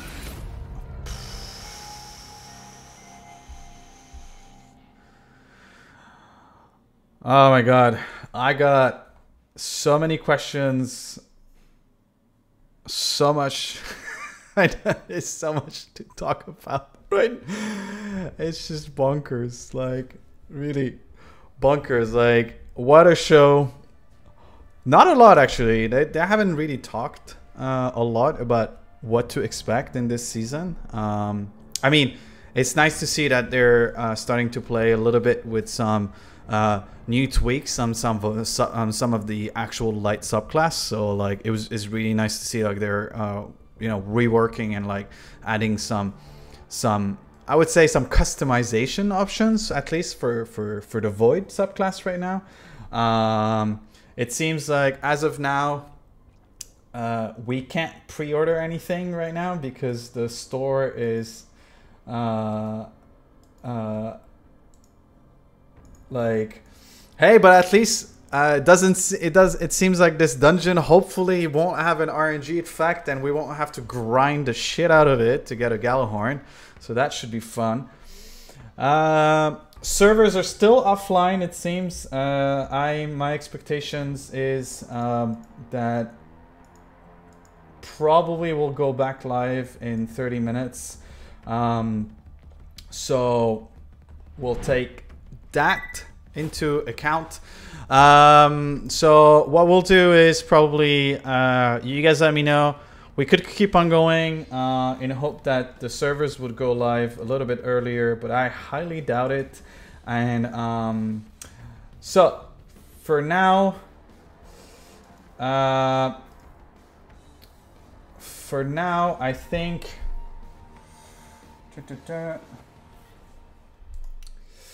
think for now what we'll do, we could potentially go through the website because there is a lot that has been updated as we speak. So I'm actually gonna switch back to the showcase, show you guys what's going on right now with the on the website. Probably zoom out a little bit the site. Oh, that is a lot. There we go. There we go. Yeah. All right, so it seems like they start revealing everything. So obviously we have the the showcases here, probably some of the stuff. It seems like they started working on showing Beyond Light a little bit more. It doesn't seem like this has updated that much. It looks like, so it seems like the Destiny 2 Bungie 30th anniversary pack will have a 30th anniversary pack, includes a new dungeon Galahorn exotic rocket launcher, new weapons armor, and much more. And God, my God, a Thorn themed armor set. That looks amazing. I'm gonna try to find where it seems like there is a lot going on right now. I'm very shocked right now, but yeah, like, come on, look at this beauty. One of the best, most iconic weapon. I'll never forget the day I got the first drop playing Vault of Glass. So that is really fun to see. Getting back to that, it doesn't seem, I'm trying to find where I saw those news. I think it was Destiny News account. You guys could also follow them. They're pretty good. At least they've been trying really hard to not share anything that is but yeah, here's a recap. So we have the Dares of Eternity, which is a new 6-player. It seems to be a 9 theme, so Emissary of the 9 theme, because these icons are from the Emissary of 9. And here's our look at the collector edition Hive Ghost, which my assumption is that this lights up. Hopefully that would be great, because that would I like this little, this is actually, I think if I think this is what is this called? It's called a sono it's the calibration. It's the one that what is it called? Trident musical.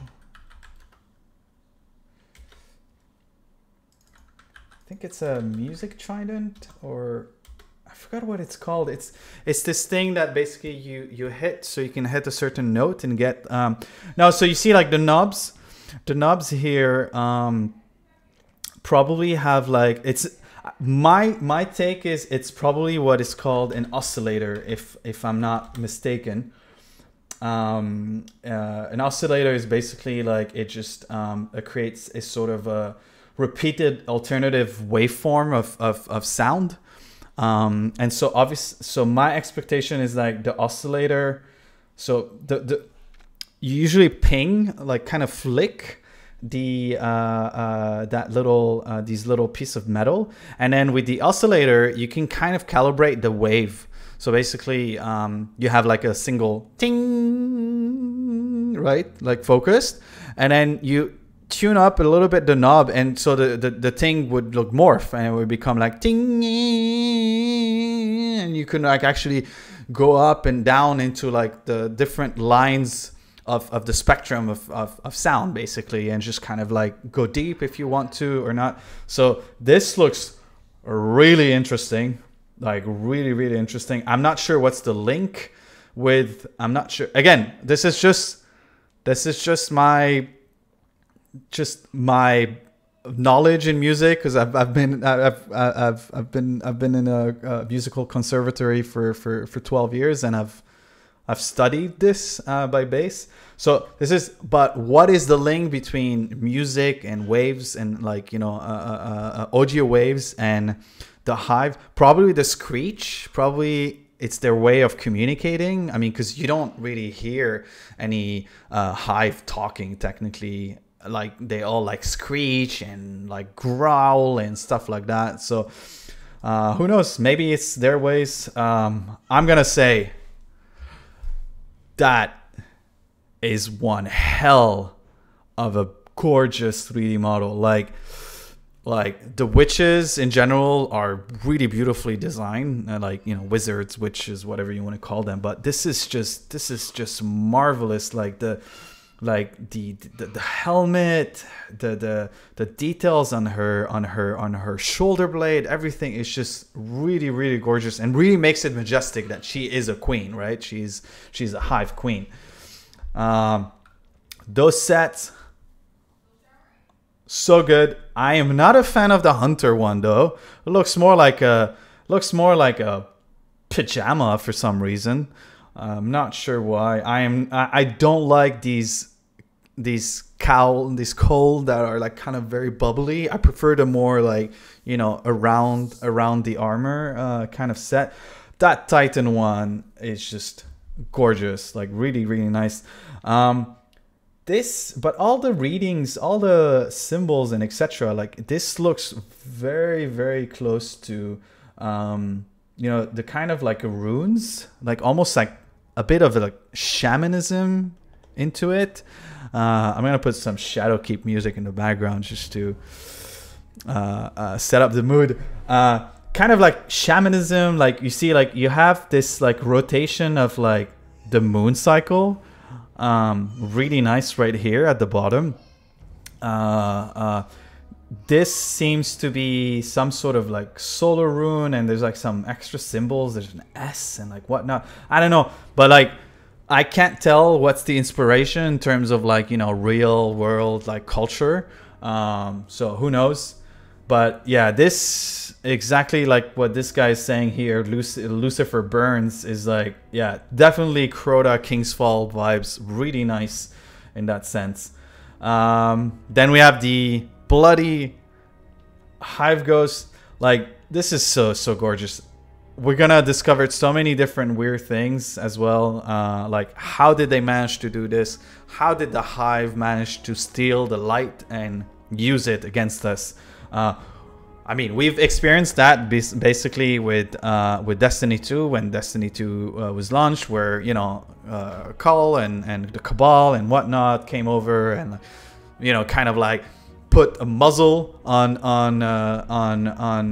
the Traveler, and we lost our light, and they never truly wielded it against us. The only person that wielded it against us was Cull, and you know, we defeated him in not a very difficult way, but still, like, it was a long journey. I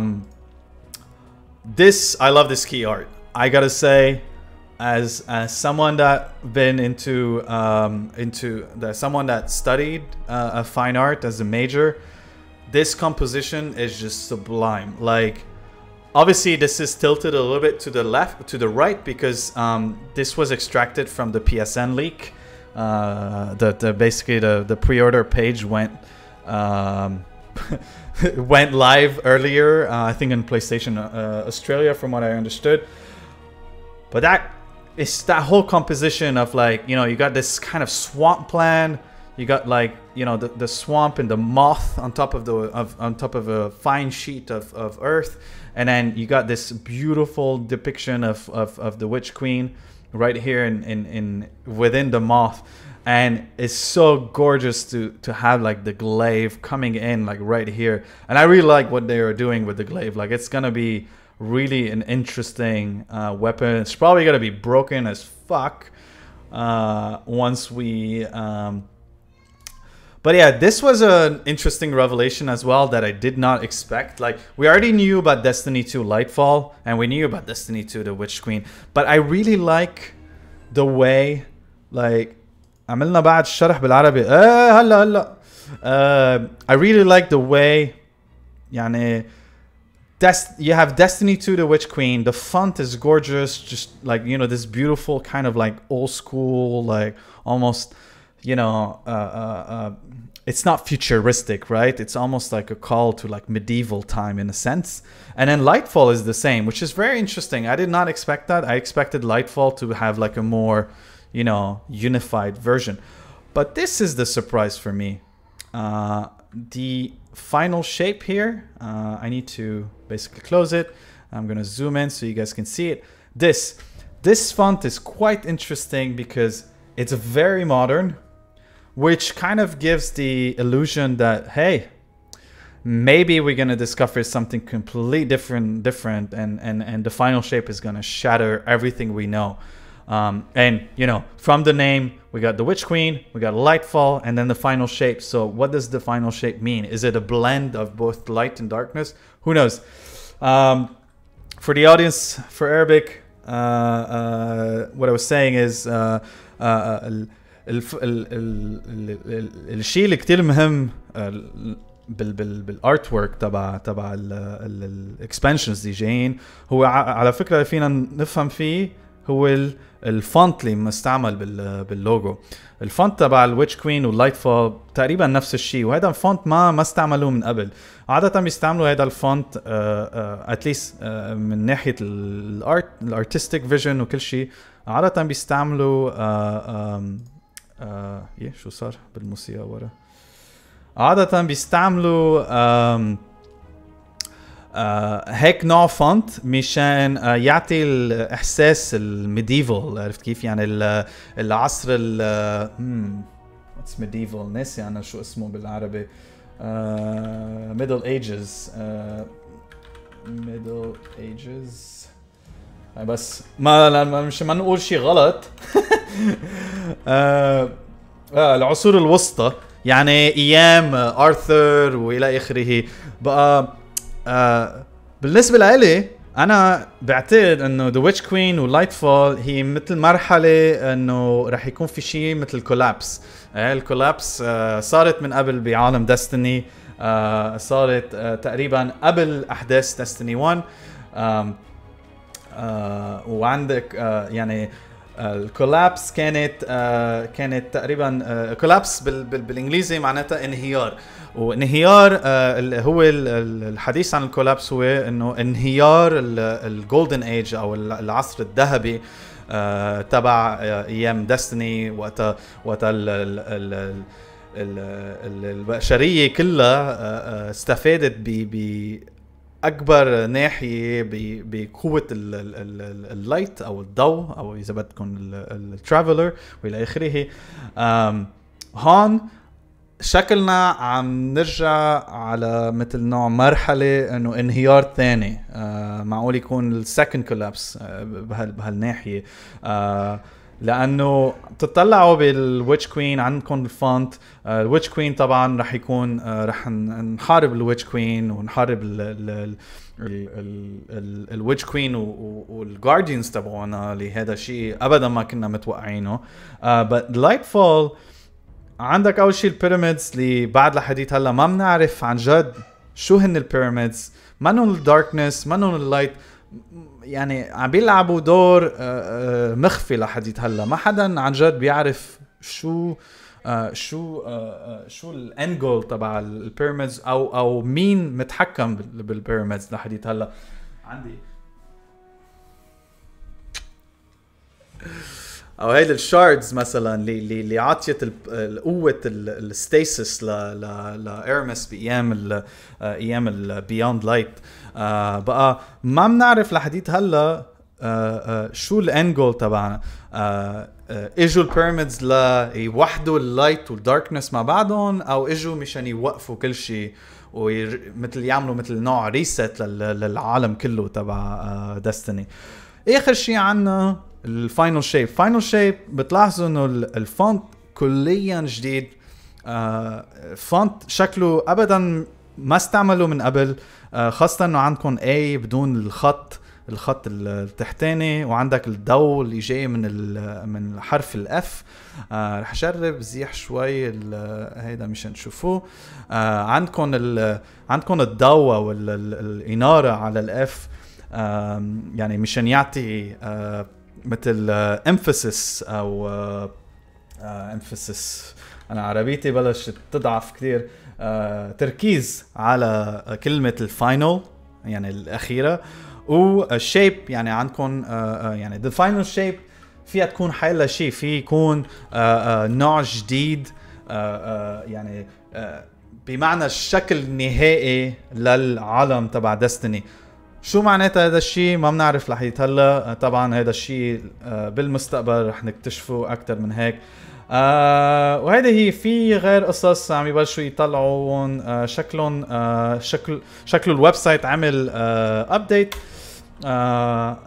there we go. عم نجرب اتاكد هلا. اوكي عندنا security update جديد، رح نشوف شو عم يصير. شكله ما في current season بعد ما فتحوا current season of the lost. عم شوف اذا اللينك مفتوح. لا بعده ما مفتوح. beyond light ما عنا بعد ما نزل شيء. شكلنا ما عنا بعد. هيدا التحليل هلا الجديد. بلشوا يحكوا عن رح اقلب على الانجليزي بس مشان نهين الامور. So we're going now with a Destiny dev team update. It just went live like a couple of minutes ago, and seems like this is all the focus about the new anti-cheat program, which is in collaboration with BattleEye, which is a really big company that has worked on many anti-cheat games in the past. So they will deploy basically BattleEye starting this season, which hopefully should be a little bit of testing until they perfect the anti-cheat so that they can quickly find people before so that they're ready for Trials of Osiris. I mean, everyone is nagging about cheating in Trials and whatnot. I mean, I've seen all sorts of crazy shit this weekend. Like, I saw this guy, like, I swear to God, it was just so painful. He was just literally using Witherhoard like an SMG. So he was just like, just shooting so many Witherhoard shots everywhere. Obviously, we reported it and whatnot. Hopefully, he will get kicked out. But yeah, that's good. It seems like the service will be implemented everywhere, even on console. So that's even better. نسخة البي سي أنا نفس الشيء يعني. I was playing PvP with my friend because most of the trials I play mostly on PC because you know there wasn't cross save yet. And most of my PvP guys, my two friends, we mostly play on PC. So it's good. It seems like they're also starting to do win trading. They're going to start working on win trading. Win trading is something where basically you try to matchmake into you try to matchmake with a team that you know, and you basically push the other, and you tell the other team to basically kill themselves so that you can win. You know, it's something that a lot of games have suffered from. So it's good that they will protect. They're looking at now. There is something there is something, so account recoveries, those are something that, because, you know, there's all sorts of like different companies that basically offer services of, you know, logging into your account and like basically boost your levels and stuff like that. There's all sorts of companies like that. They do this for World of Warcraft, for Hearthstone, for Call of Duty, whatever you want. They basically, you know, for a fee, they do the grind for you. So it seems like starting this season, they're gonna participate as a buyer or seller of account recovery. Could result in a ban of your account. So they will place bans for restriction for certain circumstances, but we strongly recommend that you never give your login. So they're trying to tell what could get you banned. Charging others to recover their account for boosting, earning items, recovering accounts in exchange for anything of value, paying someone to recover your account to be boosted, or boosting recovery is done for free can also result in a ban. So I don't know, like logging into somewhere or somewhere fishy or whatever. That could result in a lot of stuff. There's like, you know, permanent, temporary, and permanent ban, security and whatnot. So that's quite critical. That's a lot of things that a lot of people were asking about in the past. So that's it so far. Again, yeah, there you go. Bungie is really swinging the banhammer, more like swinging the glaive sword and all sorts of like ban stuff. So we'll see. Again, I don't know what to expect with these things. PC pool and console pool breakdown matchmaking are perfectly done. Yeah, I mean, we don't know what to expect yet. Hopefully, I'm more curious to see how crossplay would play, because, you know, I have a lot of friends on different platforms, and it's just going to be really cool to finally play with everyone at the same time, potentially doing raids and stuff like that. I'm a bit more, I would say, worried about stability, but again, I haven't experienced any of that when we did the beta test for the Vanguard strikes. I think that was the only time that I remember, but I've been noticing in the past month in season 14 that I've been noticing a lot of accounts that had a very similar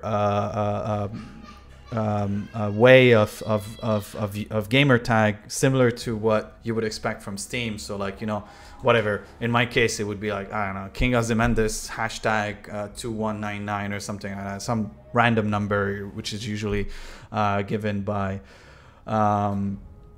so it seems like there's some more screenshots. I'm gonna actually give you guys a look at some of the new content, some of the new images that seems to be updated on the there we go.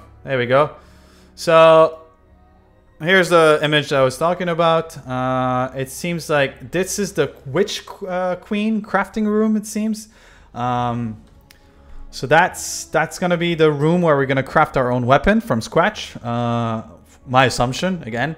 It seems like it's got like a sort of like system where it looks like almost like a forge, where like some sort of material will come down and would like drizzle down into making, like, because like here you can kind of see something that looks like a shotgun pattern, but there's also like these runic scenes and whatnot. Here you go, you got a better view. Yeah, it seems like it's more like runes here. It seems like the room is massive. We don't know where this location is. It could be in the Savathûn world, or it could be in another area completely. We don't know yet. Those are the items that are going to be in the 30th anniversary pack. So we got a golden sparrow with a beautiful wolf emblem of Bungie. The Gallahorn, obviously, still loading. Some nice close-up. These, oh my god, these are gorgeous. Look at that hunter. My lord. I love that Titan too, with his little shielding kind of like. And the Warlock looks like something like a xenomorph out of like, you know, these are my favorite, like Thorn themed. Oh man, what a set! Like what a armor set. Gorgeous work. Gorgeous work. Oh, those are funny. Seems like they're like some sort of ornament, I guess. Can't tell which is which. I mean, this is obviously a Warlock right here. With the wearing a mask with the beautiful blue, you know, that bluish, that Bungie blue, basically. I have a feeling this is the hunter. And of course, the hunter has to be wearing a bloody hoodie like last time, wearing cowboy jeans pants and his little boots. Oh, another close-up of the Gallahorn. Really cool. What else we got? We got some other stuff. We got the Override. It seems like the Witch Queen Override. That seems to be quite a large image. It's not even downloading right now. Here we go. So it seems like, I don't know, from the file name, that's interesting. Override. It seems like it's almost like an Override style of the one that we used to play on with season 14. So not sure what that means. Maybe it's just a naming issue on the file. What else we got? There we go. That's the Glaive. So like I said, the Glaive is like a really ancient weapon that used to be used in the kind of like, I would say around a little bit before the medieval time. They had a sort of, some of them had a sort of a hook. So I don't see any of these hooks here. So it doesn't seem like it's the typical one, but like glaives usually have a little hook here. So it's kind of like a little tiny needle that kind of poke. And what, sorry, I'm a bit gruesome, but I love medieval weaponry. And basically what you would do is like you would poke in and then you would rotate. And what that extra piece would do is it would basically like stick to the gut of the person, whether it's the stomach, intestine, etc., and would like just like move it within the belly or whatever it is location. Sorry, a lot of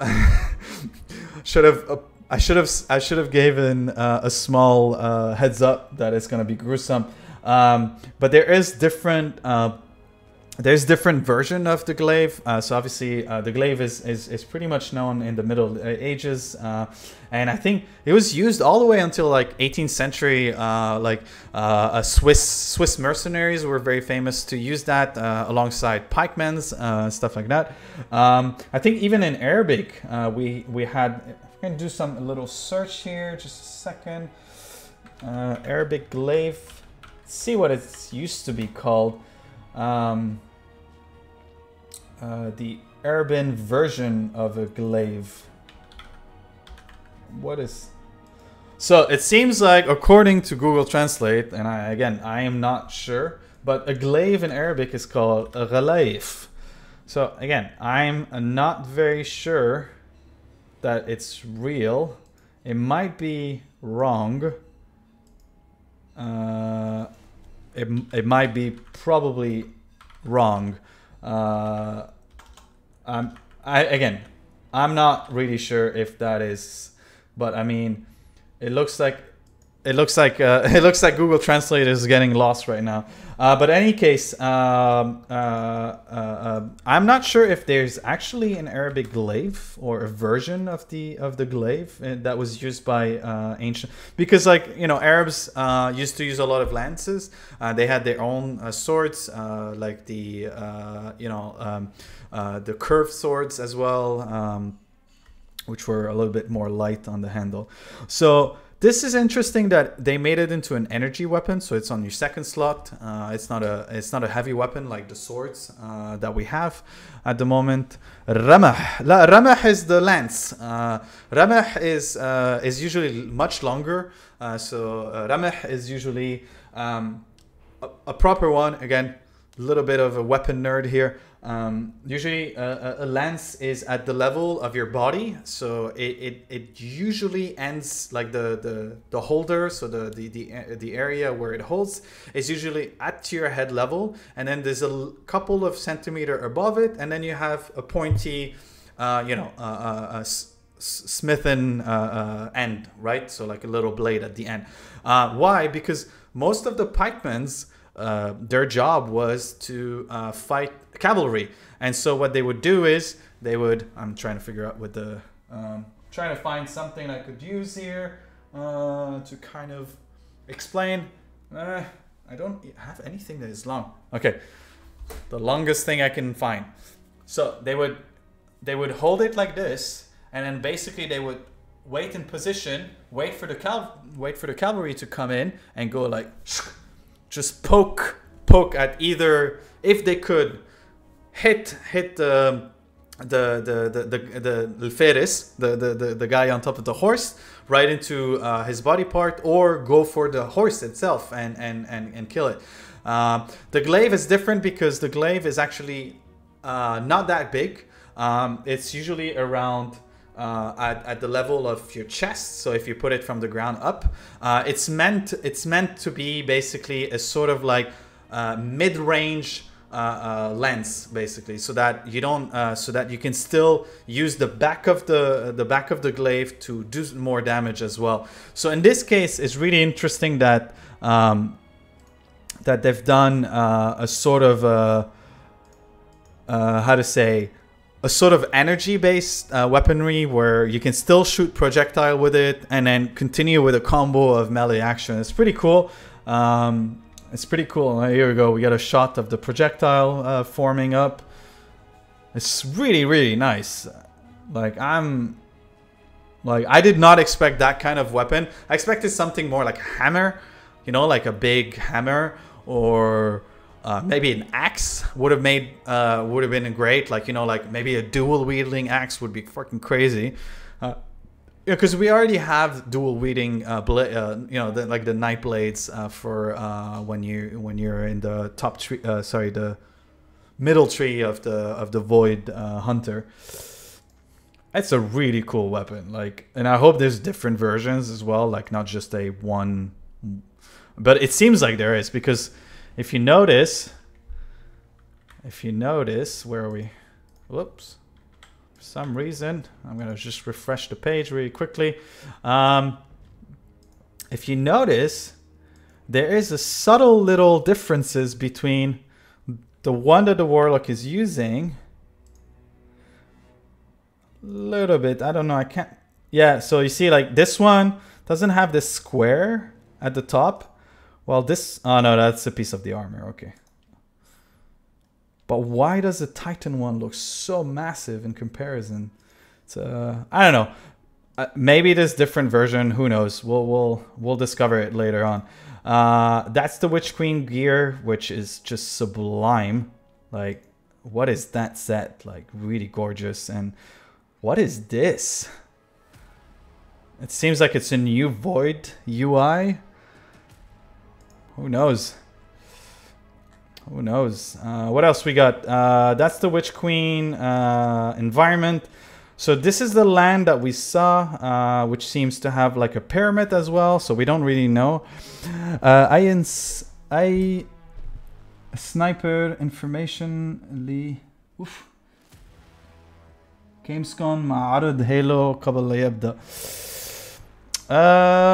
والله ما I don't have any expectation, like, because if, like, I'm pretty sure we're gonna see a lot of Halo, but I don't think we're gonna see a partnership, or what the rumors were talking, that there's gonna be a Bungie X Halo kind of like celebration, because it's, you know, it's both franchises' birthday and whatnot. I think it's a bit too difficult for both companies to kind of work in hand, but who knows? Maybe they'll tell us maybe they'll surprise us. I really like the setting of this this Hive, this throne world of Savathorn. It's really, really nice. Like this eerie kind of swamp, and we've seen little part of it, and we thought it was Chicago. A lot of people thought it was Chicago potentially, but that massive castle, it looks almost as big as the Leviathan, in a sense. Like these settings, that throne, that massive throne, and then you can go inside. Like this is like a flashback to the Taken King expansion, where we used to go and board the massive ship and try to discover all the secret. But like this is just gorgeous, like really, really gorgeous, beautiful art. This looks like it's actually Oryx or Crota. This is this might be, because swords are a big part of the religion, I would say, in Hive. In the Hive culture, there's the sword logic as well, which is a big way of how they operate and build their own culture. Man, it's just so diverse, such a beautiful work they've done so far. These are our combatant. My God, look at these crazies, man. It's like a Titan. It's a void powered Titan Hive, an arc powered Hive Warlock, and a bloody Hunter Solar Hive. Like I've had all wildest ideas, expectation of where Destiny could end. I never would have expected Guardian versions of any of the classes, of whether it was Cabal, Fallens, or Hive. It doesn't matter, or even Vex in that sense. Like I never expected something like that. So it seems like servers are back. I'm in the beautiful one moment please Destiny's temporary at capacity, so I'm definitely not gonna be playing anytime soon. I'm gonna be taking I will basically go through a couple of more of the assets that are here on this page, just so we can enjoy the last couple of minutes. But here we go. Here's some of the season 15 new loot. It seems like there's a bunch of extra stuff as well. So we got obviously some shots of the cinematic, which probably we're gonna see when we load in. It's nice to see the Crow next to, well, his sister, Marasov, the Queen of the Orokin. There is an extra setting that is definitely in the Dreaming City. But let's see those armor set and probably those ornaments. It seems like, so it seems like the helm has an entryway. Oh my God, it has an entryway to the Dreaming City. My Lord, look at that. Look at that. Look at that. Oh, yes. Yes. There we go. Man, that helm is getting so big now. Like, it's got so much stuff in it nowadays. So here's some of the gear. I'm not gonna go through the Shadow Realm because it's mostly darkness and a lot of gooey stuff. So here's some of the, I would assume those are the rewards in the what is it called, in the season pass. So a ghost, the ship. Oh, that's a beautiful walk-in style ship with the little 3 little leaf or whatever. I think they're actually knives here. Oh, look at that sparrow, gorgeous. That's going to be our artifact, which they've explained in the reveal. Oh, these sets. Oh my God. I'm personally, I love the aesthetic of the Dreaming City. I've always loved everything that looked like, some of the Dreaming City like loot and weaponry is just gorgeous. Like something completely different from anything that Destiny has ever done. That and the 9 emissary style. But these ones are nice as well. I think, I would assume those are like the base armor set that we're gonna get. it's interesting that they're a little bit like have fur on them, like almost like a hunt, like a sort of like as if things are a bit colder. I'm not sure what this gun is, by the way. It kind of looked like a trace rifle in the beginning. I thought it was like maybe No Land Beyond for a moment, but that is not it, because No Land Beyond isn't like that at all. It doesn't have this crazy little bottom part. This actually looks like a fusion rifle for some reason, because you see it's got like this little, it's got this like charging coil. It might be sort of like not a trace rifle, but like a omnidirectional fusion rifle. What is it called? Oh my god, why am I losing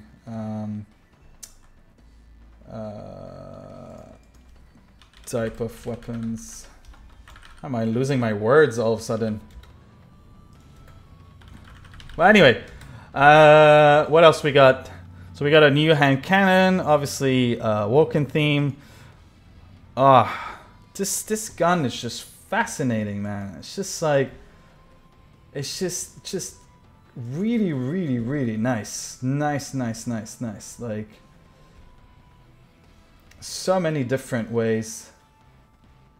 What do we got? We got still, that seems to be an auto rifle, my assumption. It could be a scout rifle as well. So yeah, it's great that there's some new stuff coming out, and we're gonna enjoy. It's gonna be a long season anyway, because I mean, there's not gonna like the what is it called? Oh my god, the Bungie store has a line now. Alright, well, in any case, that's it for us today. I've had a lot of fun doing this. This is one of the rare time that I've do these kind of things, but you know, I'm very thankful for Bungie for kind of like, you know, spreading the invitation for us in saying thank you, and kind of like acknowledging I'm not a massive content creator, you know, I'm not glad I'm not Dato or anything, but it was really nice getting this kind of recognition for many years of playing. Obviously, I'll cherish this beautiful box, and this is gonna go right there on my beautiful trophy case, or a part of the trophy case of Destiny. But yeah, until the next time, for those of you that are new to the channel, make sure to follow. I stream every Tuesday and Thursday. Tuesday is dedicated to Destiny. Thursday are for indie games, new stuff to discover with the community. I'm very easy, very ongoing. I only have very few rules. I don't accept toxic people or you know, over the top. I accept everyone. Like we say in Arabic, ahla sahla. This chat room and these streams are mainly for you. I obviously talk a lot, but I love to have conversation with others, and this is why I do this. I do this just to have a decent conversation with other gamers and whatnot. And everything I do when it comes to revenue, subscription, etc., whatever you do on this channel, this all goes to charity. Currently, our charity of choice is MAP, which is Medical Aid for Palestinian, which we've done,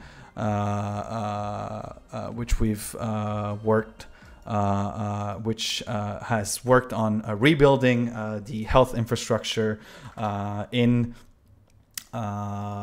Palestine, Palestinian territories, and Gaza, and also refugee camps around the Middle East that are hosting Palestinian refugees.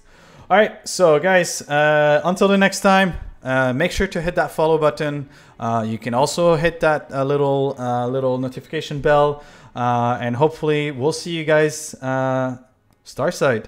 Until the next stream, you have a good morning, good afternoon, or good night, no matter where you are in the world. And we'll see you soon. See ya.